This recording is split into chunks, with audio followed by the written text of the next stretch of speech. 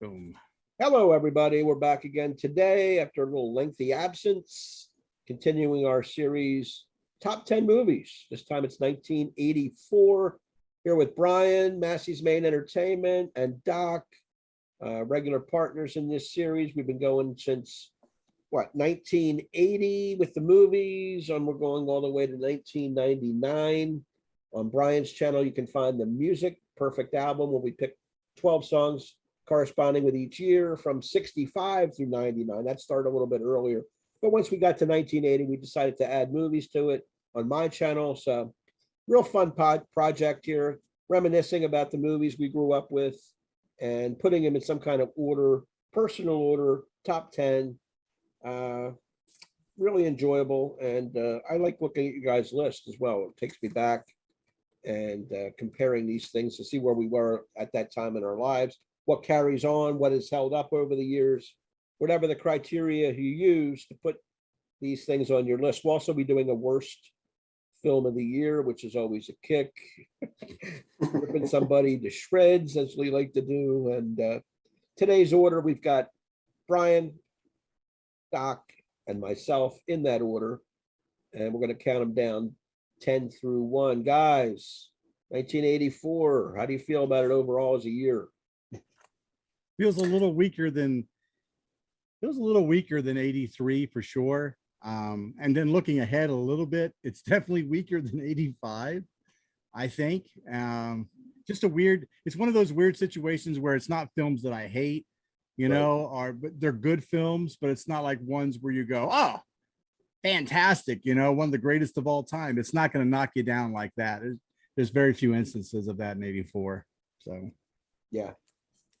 Kind of agree with what Brian just said, man. It's like there's not a lot of grand slams in 84. I think that's not going to be a shock when we go through our list that some acclaimed movies aren't even going to make my list, man. And they're not acclaimed in my eyes. Wow. Yeah, that's fact for me, man. That's Doc's list in 84 movies. And I'd probably be happy to watch any of these two movies that I've got on my list right now, probably in one sense or another, if I'm in the mood. Are they the best movies of all time? No, but some of them still ring pretty high on my list, and some of them, even in my favorites neighborhood of all time. So, but the gamut of movies, not that solid, man. Sounds good. All right, Brian, why don't you kick her off and see what you got on your list today? All right. So, number 10, I've got Beverly Hills Cop. Kind of the atypical cop movie. Eddie Murphy was kind of at the top of his game here, making a variety of movies. He shouldn't get too excited and everything because we're going to mention him down the line in a bad retrospect. So anyway, Beverly Hills Cop. I kind of like it. It's fun to watch. It's got a really nice soundtrack to it as well. One of the first songs I learned how to play on the keyboard, as a matter of fact, was Axel F by Harold Faltermeyer. So it was kind of cool to remember that. Number 9, I've got one of my favorite directors. Directed Wings of Desire, which is the first, which what City of Angels was based on, but that Nicolas Cage starred in later on. Yeah. He also directed Until the End of the World in the early 90s. His Wim Wenders, Paris, Texas. Oh. I think maybe an early example of, I don't know, it's kind of a Oedipal tragedy meets neo-Western. I think maybe an early example of neo-Western, very much a character-driven, on-the-road-driven kind of movie that I suggest everybody watches. It's about a guy who tries to come to terms with, letting go of his past, and it's always kind of this thing where you try to let go of the past, but somehow or another, past always kind of catches up with you. There's Nastasia Kinski's in it, Harry Dean Stanton's in it. Very good cast, very well directed, very well acted. Check it out if you get a chance. Number 8, I've got 16 Candles. Ooh. John Hughes film. I like it to this day. I'm a big fan of Molly Ringwald. I was a big fan of her at the time for different reasons. But it's a great track. Everybody kind of remembers the scene where, Anthony Michael Hall gets her to give up the panties. We can show it to everybody in the bathroom. Oh, it's like that moment of triumph for, a 12-year-old kid, to be able to, to do that. The Long Duck Dong fantastic character Awesome. in there. The Donga need food. It's just one of those things where you constantly remember it. So number 7, I've got James Cameron's Terminator here. Kicks off the big franchise of someone who comes back, a character that comes back in time, and he's trying to protect another character from this killer robot from the future in which the mankind no longer exists. And it's kind of like this circular time travel type of thing. He ends up being the father of the guy that's important in the future that actually sends him back into the past to protect his mother. So it kind of one of those. I mean, at the time, you go back and look, it's like, wow, the effects were just kind of subpar, but it greatly improved, obviously, as the time went forward. By Terminator 2, the technology and CGI had changed so drastically that the storyline mixed with the CGI became this massive thing now, and James Cameron was a part of the beginning of it. So number 6 for me, I've got The Natural. I really like it. I mean, it's one of my probably at least top 5 baseball movies, and I love baseball movies. Even if I'm not a huge fan of the sport now, I love those things. Robert Redford, fantastic in it. About a baseball player who got injured, basically got shot at beginning of the film, because people kind of foresaw what type of great player he was going to be to try to hinder that. And then he comes back as an aging baseball player just out of nowhere. And people start wondering about his past in the meantime, while he's just trying to live his dream of being a great baseball player. It's a good movie, one that I can sit down and watch anytime. Number 5 for me, one that probably, if you would have asked me during my college years, it probably would have been in the top 3. It's Amadeus by Milos Forman. I think it's a very good movie. I enjoy watching it a lot. Tom Hulce as Wolfgang Amadeus is just absolutely incredible. F. Murray Abraham does a fantastic job in it as well, as kind of his, quasi nemesis, who's just really kind of jealous of the genius that Amadeus actually shows. It is kind of an off-kilter movie, but Milos Forman does do those type of movies anyway, and I grew to respect him as a director. Number 4, I've got Dune. This is one I expect maybe I might have a match with Doc on. I'm not sure whether I'd have one with Rich on, but I love David Lynch in this. Very surreal direction. The story's good. I read the book, so I kind of know, how it parallels very well. They just did a remake of it, obviously, that I thought was actually better than Lynch's as far as a storytelling portion of it, but I still respect Lynch's ability to create these surreal worlds through his direction, and I really like it. Number 3 for me, mostly, I mean, it's a great story, mostly off of the acting of Sally Field and John Malkovich. I've got Places in the Heart. I love the movie. I'm a huge Malkovich fan, and so I go back to this movie as one of his early examples of some of the work that he's done, in which you can tell that he was very much a theater-driven actor. I really enjoyed the movie. Very nice storytelling. Number 2 for me, a movie that kind of moved up in the rankings, mostly because, became a fan of their work later in the 90s, the Coen brothers. I went all the way back to Blood Simple. Very good storytelling here. But, you can see the raw direction and that they have in their early work, but that's fine, because now that you know what direction they were actually heading in the long run, you start to appreciate their earlier films a lot more. Frances McDormand is just one of my favorite actresses of all time, and she's just absolutely grand in this movie. Everybody should check this out, so if they get a chance. Worst movie of 1984. This one I could have went in a lot of different directions here. I had Rhinestone on this list, and Bolero, and just a bunch of stuff, but I picked Best Defense. I picked another. Eddie Murphy put out Beverly Hills Cop, and then he puts out this schlock with friggin' what is his name there? The guy that played Arthur. Oh, Dudley Moore. Dudley Moore. I mean, he puts out this schlock with Dudley Moore. And it's tank and stuff. It's a terrible movie. It's just terrible. I didn't like it at all. Maybe 1 or 2 jokes in it that actually were okay, but it's junk. I didn't like it at all. And number 1 for me is Roland Joffe's The Killing Fields. This one of those movies where I could watch it over and over again. It's about the story, in Cambodia, about communism moving into Cambodia, and not communism. What is that guy's name? The dictator that moves into Cambodia. But It's a good story. It's got, I think Malkovich is also in this one as a photographer, if I'm not He is. mistaken. Yeah, he is. He's a photographer in the movie. Good story. It's probably the best film of that year. I'm not sure even what won best film for that year, but this one probably deserved it, and it probably didn't win. So that's what I got. Number one, The Killing Fields.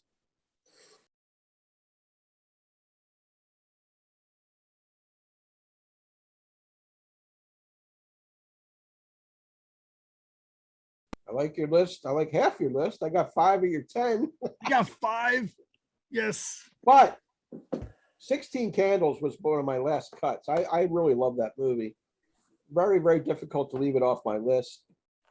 But I'm glad you had some of the ones you did on there that I wasn't sure you were going to put on. Some of the heavyweight, critically acclaimed ones we talked about, like Amadeus, Places in the Heart, and The Killing Fields. All 3 of them were nominated for Best Picture, along with A Soldier Story and A Passage to India. Those were the 5 that were Okay. nominated that year. Amadeus ended up winning, by the way. Winning. over The Killing Yeah. Fields.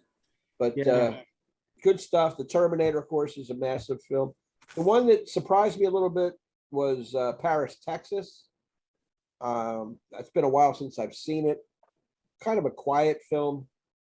I love Nastasia Kinski at that time too. She was very intriguing to watch. Harry Dean Stanton's excellent in that movie, by the way. Great character actor, Harry Dean Stanton, man. One of the best. And he had a lead Absolutely. role, which is unusual because he was a character actor. He would fit in these little spots, but he was the main attraction of that movie, I think. Yeah. I think the little boy in it, like he didn't star in a bunch of stuff. He's Karen Black's kid, Hunter Black. I don't even Yeah, remember won him. like best young actor, you know, Yeah. at a bunch of different stuff, and then he just never did much after Yeah. that. He just never got into movies. So Strange. yeah, Interesting list there, buddy. That's what I'll say. So okay. See All what's right, happening. Doc. How do you follow that up? Let's hear your top 10. let's see how it goes. So I'm going to start with Temple of Doom for me at number 10. It's out of the 3, it's my least favorite, and Yeah. it had a tough time making my list, to be honest with you, because there's different vibes, right? 16 Candles didn't make my list, but it was a very coming of age kind of movie at that time, even for me at that age. So, but Temple of Doom, be it maybe not my favorite of the Raiders and the Indiana Jones series, there's still some good scenes in it, still pretty good action. We Still- named the dog. We named the dog Indiana. Yeah, we named the dog. Named the dog Indiana. Short round, everything else. Oh, I love it. No time for love, Dr. Jones. The Yeah, that's great. deal was for the Diamond Lao. That Yeah, I opening love scene is quite good, actually, and stuff like that. I think Kate Capshaw and Stephen Mhm. go on to a life after that, but Yeah. still a pretty entertaining movie. Like I said, not my favorite, obviously, and it had a tough time cracking my top 10, but I'm still going to put it in there because I do love the trilogy. So Okay. that's where it's going to go. My nostalgic feeling goes back to my number 9, which is Karate Kid. So I'm going to go there. So that's my number 9. Saw it in the theater when it came out, and same kind of vibe, let's say, as 16 Candles in one sense. It's still that kind of age movie for me, and different vibes, but put him in a body bag, Johnny, is one of the classic lines you're going to hear in a flick anyway, right? So And the soundtrack, right? The soundtrack are soundtrack, very you know, 80s, and, right? You're the best. totally. You got to have a workout montage and shit like that, right? The Rocky of Karate Kid movies, Right. man, for that's what it Yeah. was. Right. So Cobra Kai has rekindled it in some senses It has. recently. That's a And, good series, actually. Great series, great, Yeah. very nostalgic as well. So it kicks it back nicely. So Karate Kid's going to come in at number 9. Number 8, I'm going with number 3 out of this series. I am going with The Search for Spock, Star Trek 3. It's probably my second favorite Star Trek, maybe First Contact. I got to think about the other ones, but Wrath of Khan's my favorite. Of course. And I think this was a pretty good follow-up for me. It's not perfect in a lot of senses, but yeah. I just love the continuation, let's say, of how the story goes on from where Khan ends to where Pond Fire and everything else that you get with Spock coming back to Yeah. life and the Genesis. They replaced revamping Kirstie life. Alley in between the films. Oh yeah, He that's was right. Lieutenant Savick, which That's I right. thought she was a hot Vulcan. I was like, yeah, that's nice. Yeah. But she Then- bought- One of the first things that everybody noticed was her gone in the search for Yeah, I Spock, was like, where the especially hell on the is planet. Kirstie Right? Alley, right? So, Yeah. Yeah. and I think it's Christopher Lloyd in that one too, as the Klingon. Yes. Yes. So yeah, there's some pretty memorable scenes for sci-fi at that time, and Spock is going to come in at number. What do I got there? Number 8. Number 8. So number 7.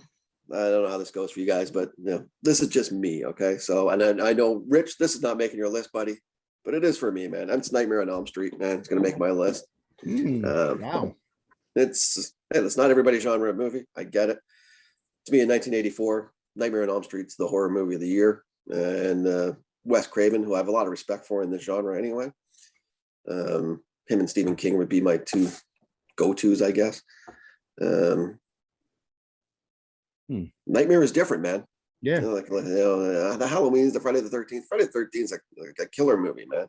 And Completely different, different, take it's on horror, right? I mean, yeah. they killed Johnny Depp like in the first 15 Johnny never sleeping again, man. minutes. 1, 2 coming for you, man. That's 3, right. 4, better lock the door. Yeah. So Yeah, I mean, at our time, even scared the shit out of us. I mean, totally, it's a we're scary teenagers, flick. We're scared the shit out of us.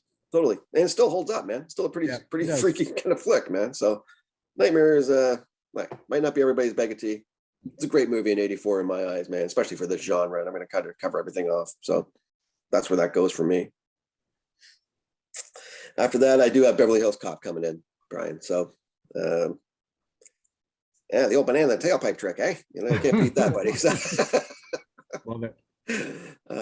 yeah, it's a great cop flick, man, and Axel Foley and Ackman Foley. Ackman Foley. That's Ackman Foley. You can't do the scene, whatever the case, but as soon as he goes in the restaurant. So great Ackman. cop buddy flick kind of thing, even with the Judd Reinhold and stuff like that too. So pretty damn funny.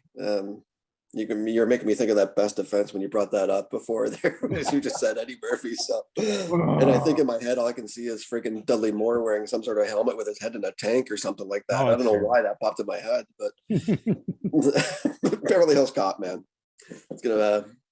You can't miss with this in '84, I don't think. So it makes my list. After that, I've got Spinal Tap coming in, man. One of my all-time favorite comedies, the documentary. Yeah. Great music. I just love, McKean. The gang's fantastic. Harry Shearer, Christopher Guest and Michael McKean, and let's face it, Rob Reiner. These guys wrote, these guys played, these guys sang, these guys acted. They did it all. They made this movie. Ultimate talent, man.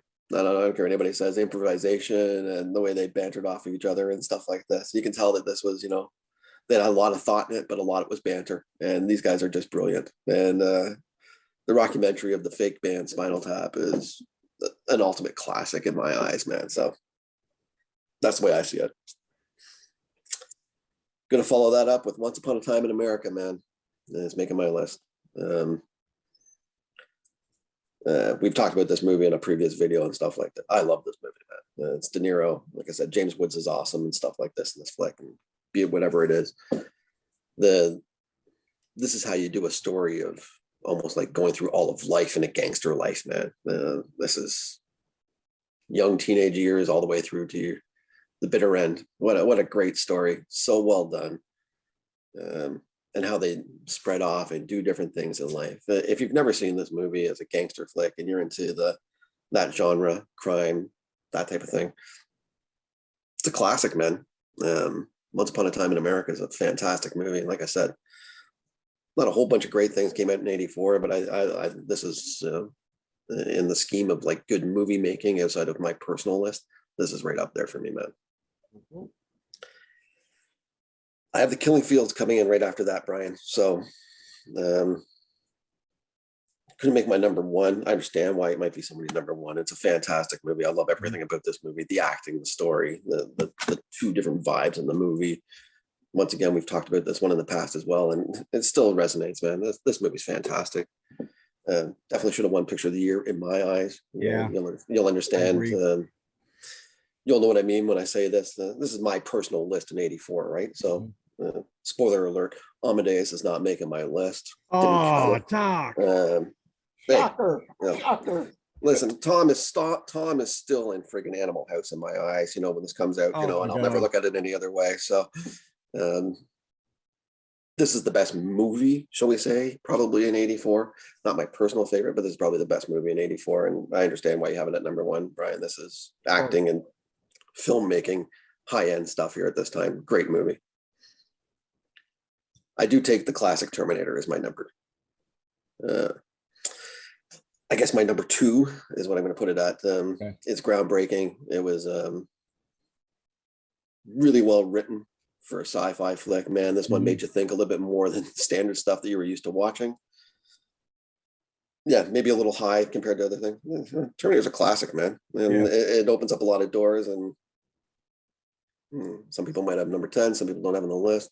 Pretty damn high on my list, man. This is an iconic flick that opened up a lot of doors. Cameron's doing something awesome. I like that. Maybe my favorite scene in the movie is when he's walking in the nightclub and they're playing that song. It's not even a song that made it big, was Burning in the Third Degree.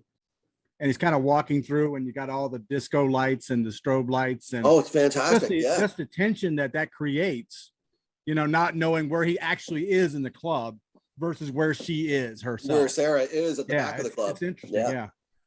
Thank God she had to pick that off of the floor. I can't remember what fell on the floor, but she had to pick that up. That's right. And Reese was there just in time, man. So yeah, it's a great flick, obviously. And if you were pulling out scenes like that off the top of your head, that's pretty impressive, man. Yeah. So yeah, Terminator's classic, man. I guess I go to my worst now, right? So yes. Geez, Brian, I thought we had it, buddy, before you came up with best defense, because you actually said it at the beginning. So yeah, it's Rhinestone, man. Damn, I was that close to picking it. I was like, oh, that movie sucks so bad. Sylvester Stallone singing country tunes. Horrible. I don't know what to say. I can leave it right there. I mean, you don't have to say anything. I don't have to say a fucking word now. You wrote Rocky. You wrote freaking Rocky. And you wrote this? Yeah. It's two different dudes, man. The guy's something going on there. I don't know. I don't know what's going on, man. Split personalities or something. I got no idea. Or something else is going on in life, and whatever the case. But Rhinestone, I don't know, man. Wow. Brutal. He actually got outperformed by Dolly Parton in that movie. Yeah. And it wasn't close. No.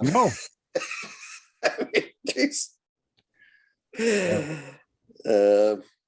Yeah, we can just leave Rhinestone out there as.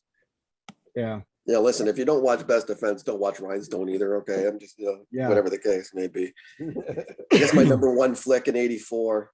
It's my personal favorite. So, and yeah, I do love my baseball movies, Brian. So it's The Natural for me, man. Oh, cool. I like it. Yeah. Yeah, Roy Hobbs, man. It's my favorite baseball movie. It's my favorite, it's right up there for me. And we all have a top 10 list in every category that we do in our life that is probably 20 or 30 long. This is on that list. My top 10 is, really 20 or 30 or whatever the hell it is. Right. This is in my top 10. So The Natural. Of all time? Yeah. I love this movie. Big statement. Lots of different reasons. It just hit me at this time, at this age. I'm a big baseball guy, even at this age. I've been watching baseball my whole life since really 77. The Natural just hits on a lot of chords. I love the story behind it. I do love everything in it. The way it's shot, the score, the Randy Newman score is awesome. Yeah. Barry Levinson is directing, doing the voiceovers. He's the guy announcing in the stadium. That's Barry Levinson. And, who's the manager again? The guy from Cocoon. Wilford Brimley. Wilford Brimley does a fantastic job in it. He looks like a manager, man. He does look like a baseball manager, doesn't he? Yeah. Yeah, totally. Big porn mustache and glasses. Yeah, totally. He does. Got that baggy uniform on. He does. Yes, exactly. Yeah, exactly. Great. Yeah, and Richard Farnsworth is the assistant manager and stuff like that. Yeah. Robert Duvall. The other one? Robert Duvall is the reporter trying to dig up the story on why he recognizes who he is after, a 19-year layoff and, Yeah. what happened. It's not like now, Kim Basinger is the one who's just going for the money grab, going with Bump Bailey, Michael Madison, or trying to, he goes through the wall and dies and Hobbs takes over, and Barbara Hershey's, just a biatch. And what can you do? Glenn Close is there to save the day for his life. So a lot of things, a lot of touches on a lot of things. And The Natural's definitely my favorite movie of '84. That's for sure. Yeah. It's very much that Americana type of film that Redford was known for. Yeah. Yeah. And even the little kid they had as the Bat Boy looked like an authentic Bat Boy. Yeah. Savoy's and Savoy. They did Savoy special, man. They switched the coloring on the film to fit the time too. Yeah. Which is something the Coen brothers would do later on in a lot of their films. They would use a lot of sepia tones to tone down the real colors. It's great. Yeah. Yeah. That's right. Very good. Yeah.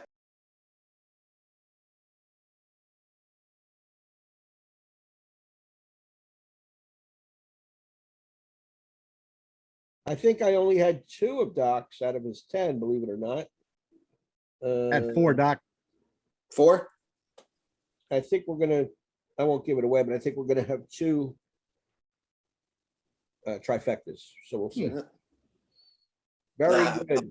All right, I'm going to jump in. My number 10 is my only comedy of the 10 I put on the list, and that's Splash, Ron Howard's little gem of a movie with Tom Hanks and Daryl Hannah, also John Candy, Eugene Levy. It's got a good supporting cast. It's kind of a comedy, romance, fantasy, if you will. A young guy's reunited with this mermaid who saved his life when he was a young boy. They meet, fall in love.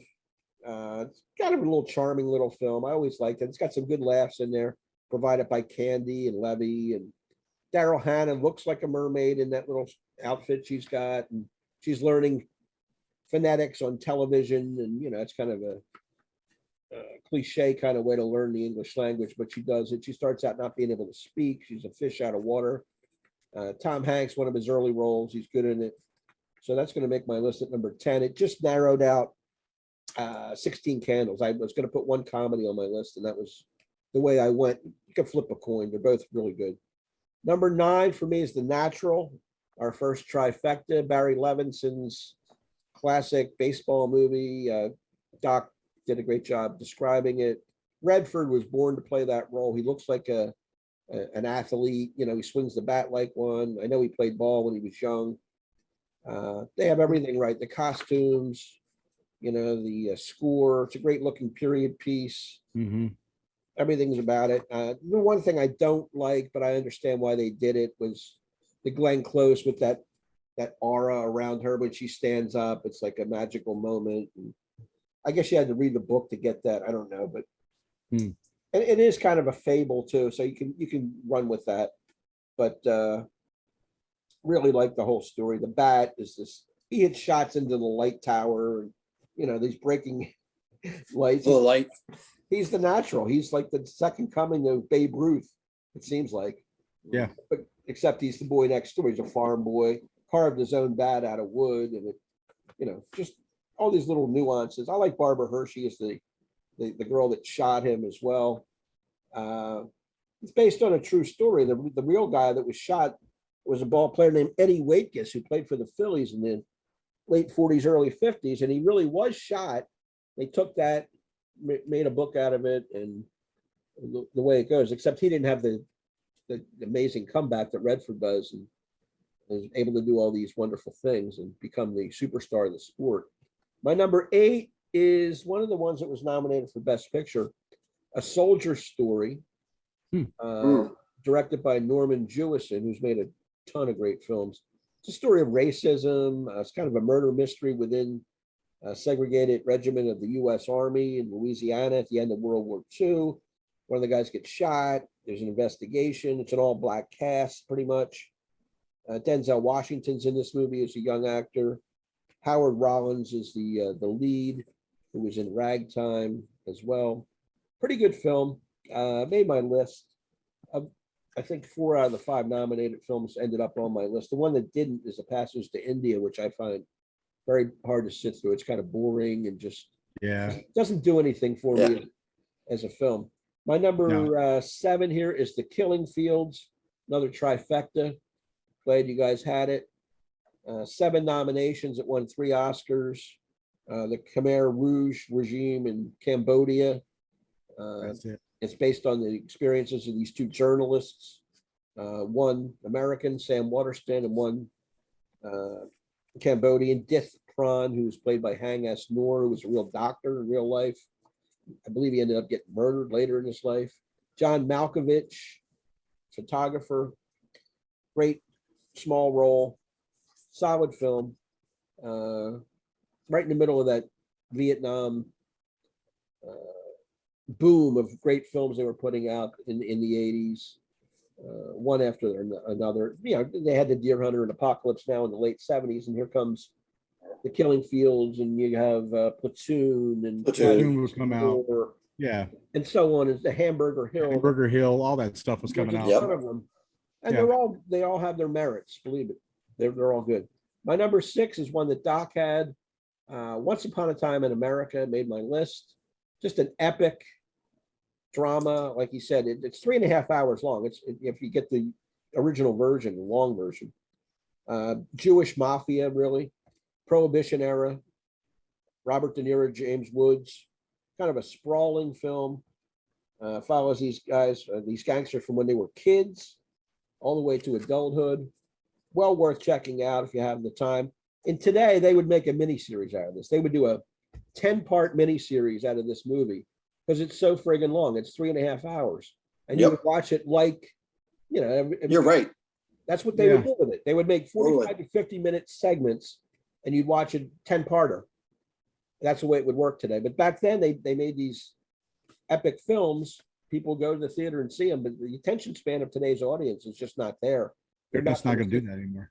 It's not. They used to have like the intermissions where you could they'd actually a real Get up and intermission. walk out. You get Go up, get go get some popcorn. more popcorn, go bathroom break, and then come back and see the rest. Yeah. And this was directed by Sergio Leone, who did the spaghetti westerns and the 60s. That's right. Clint Eastwood, and he was returning to form here. I think it might have been his last great film. Now I'm into the top 5. Number 5, I have Places in the Heart, which Brian had. Depression era, trying to survive hard times. You're a widow trying to save her 40-acre farm, and she's up against all these incredible odds. She's got 2 children. She's got a blind man played by Malkovich. She's got a black sharecropper or whatever. I think he's a Danny Glover, right? a handyman or whatever, played by Danny Glover. It is Danny Glover. Danny Glover and That's right. Malkovich. All are excellent. Great cast. It just shows the woman's strength in overcoming these obstacles.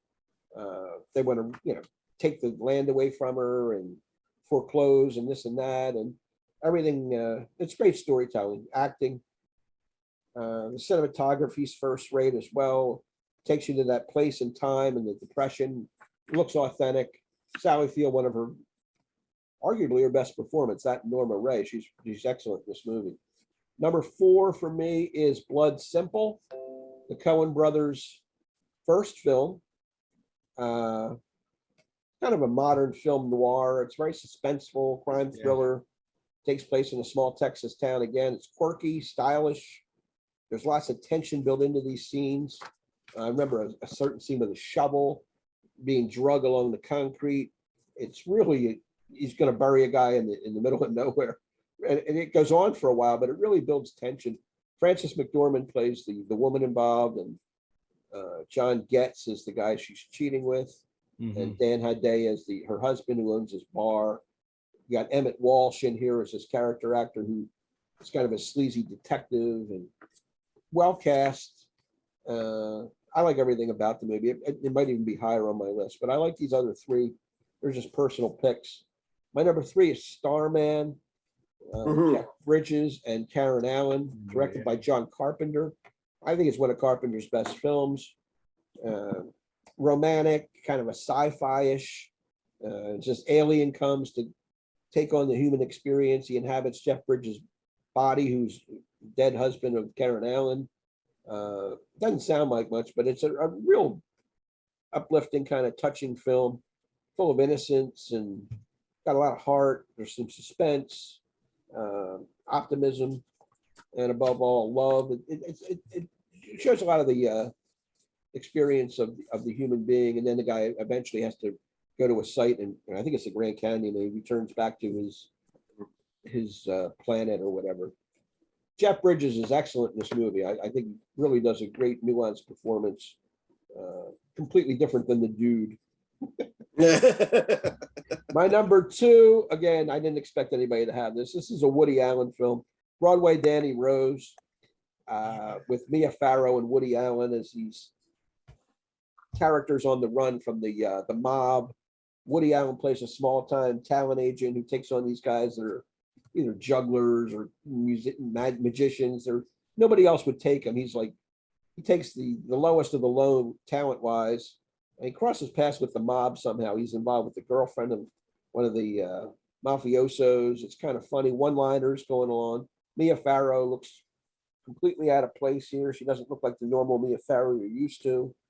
Very slapsticky in parts, cerebral at times. I think it's one of Woody Allen's best movies of the 80s. And my number one, I had to go with Amadeus. I really, really think it's a great movie. I know Tom Hulce comes off as a buffoon, but I think a lot of that is the point of the film. Genius can come in many ways. The guy, and then his adversary, played by F. Murray Abraham, Salieri, is so jealous of him. There's even some conjecture whether he had him murdered or murders him. It just shows the ups and downs of Wolfgang Amadeus's life, as told by Salieri. He really had it in for him. I think it's a wonderful biopic. It's a little bit off kilter with the way that Tom Hulce portrays Mozart. It's not conventional, but I think it adds to it. It's got great set design, costumes, score, cinematography, everything you want in a big film. And I just think it's I think it's the best film of the year. So that's why I put it at number one. I forgot my worst film. Thank you for reminding me. Oh, shit. But my worst film, without a doubt, Brian mentioned it. It's Bolero. That's the second time I went with a Bo Derek film.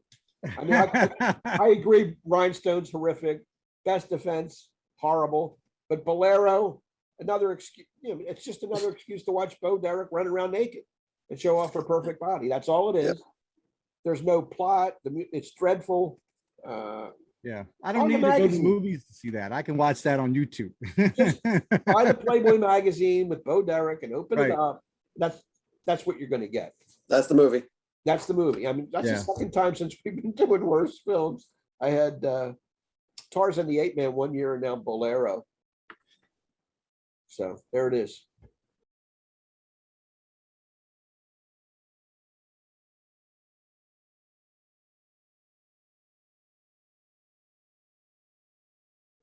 It was on my short list, just so you know, Rich, on that Bolero.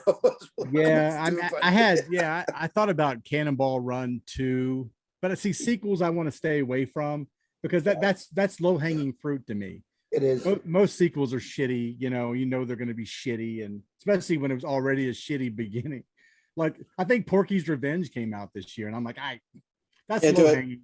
I can't take that. I've already taken Porky's, And the thing is, I have myself to blame because I actually paid to see Bolero and Tarzan the Ape Man in the theater. I'm saving yourself a backload of cash if you I just bought the contributed Playboy. to that nonsense. This guy I was friends with at work years ago, he drugged me to see these movies. He goes, "Well, we got to see it." I said, "It's nothing more than a skin flick." I said, "Oh well," but we went and saw it. We're very disappointed. I can't believe I coughed up money for that. Back then, what were movies? $3 to see, but whatever. Horrible stuff. Yeah, what was the other? I saw another movie that was kind of like that.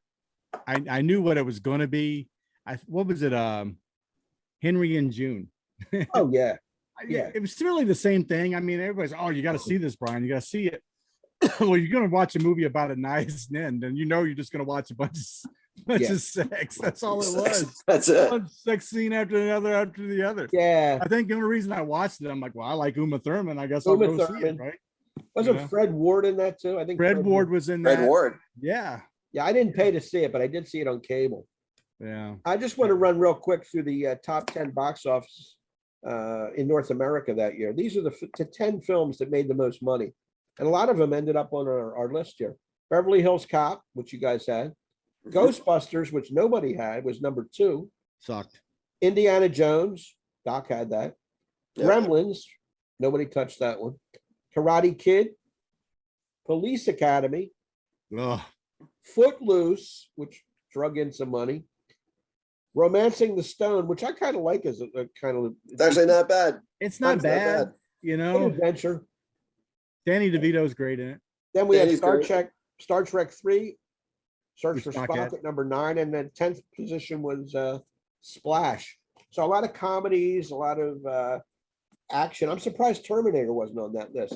That might have picked up steam as it went to Even video. 84 and 85. Yeah, you may be right. Could have been a late release. But you would in nowadays, if you go back and add those video sales to that, it's probably right there at number 1. Yeah, it would be Terminator massive. be number 1, I'm sure. Yeah. It would be massive. Hmm. Yeah. Anyway. But you are right about romancing the stone and stuff. You know, Danny DeVito's freaking hilarious in that movie. He's great. And Michael great. Douglas. I and, love it. When his Danny her. DeVito's partner's like leaving with the boat, I'll send it back for you. Win. I'll send it back. And it's like, it's the guy. He's fucked. He's gone. Was he talking to his brother or his brother-in-law or something? Yeah, like something His like that, cousin yeah. or something? It was My picture's on the wall here. What are you talking about? There's nothing I'm talking about. The other movie that I used to probably have in my top 10, but I haven't seen it or it hasn't held up over the years, is Moscow on the Hudson with Robin Williams. It's waned a Yeah, I little haven't bit. seen that in a long time. I don't think it would stand that test of time anymore because he Yeah. was just starting his dramatic roles. I thought it It's was outside when it came out. outside the norm He for him. really man. didn't have the chops. I don't feel like he had the chops back then to do it, He grew into his acting as Yeah. time moved on. Yeah, by the time he Yeah. got to Goodwill Hunting, he was flying, Yeah. But watch out, when he's in Club Paradise, I love that one, man. Yeah. Right? Oh, Jesus I've been Christ. on the lookout. What is that? 90, 89, 90, somewhere I like don't know that. what year that is, man. What was Freaking that hilarious. movie? Survivors with Oh, Walter Matthau. Oh Yeah. Isn't my! that terrible? I I think thought the it was only horrible. funny thing in it, when he was talking about, one guy was talking about how they got stuck out in the snow and he had to eat his fastest dog. And then Walter Matthau goes, well, I guess he wasn't fast enough. It's like, Matthau always had the good lines. he always had the good one-liners. I mean, that was just, Walter could always that deliver. movie it was too, man. terrible. That movie was That I was had a Robin failure. Williams in it, right? It was Robin Williams. And Yes. it was terrible. Even Matthau had some good lines in Grumpy Old Men, too. That's another pretty Yeah. funny flick. Oh, and Lemon? And Lemon, yeah. Yeah, Grumpy Old Man's a great one. Yeah. Yeah, that's different. That's a different That's neighborhood. coming up later. That's in the Yeah. 90s. Anyway, that'll wrap it up for 1984.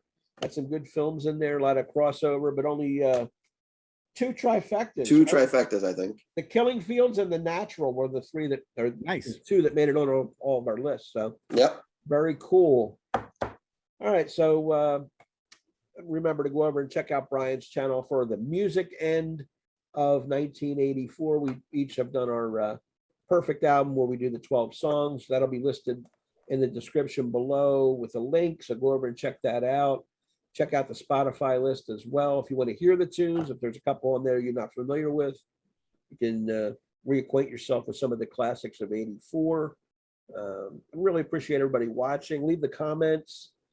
Add your own list. We like to hear other Yes. people's lists. If you don't want to do 10, give us a top 5, give us your number 1 film, so forth and so on. So for Brian and Doc, this is Rich. We'll see you next time when we hit 1985.